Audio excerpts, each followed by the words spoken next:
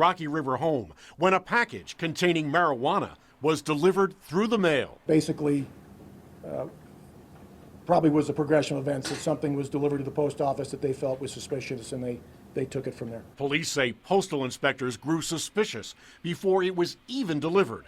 They contacted Rocky River Police, watched as it was dropped off, and in seconds executed a search warrant. Referred to as a controlled delivery upon the residence, and search warrant is secured for that residence once the controlled delivery is completed, and we move on from there. Perez is renting the home, and our investigation found it has a long history of drugs before Perez ever moved in.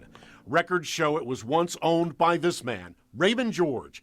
We found George and another man were secretly recorded by police in 2011 discussing transporting marijuana, cocaine, and ecstasy from California to Ohio. He reached a plea agreement, but pled guilty in another federal case.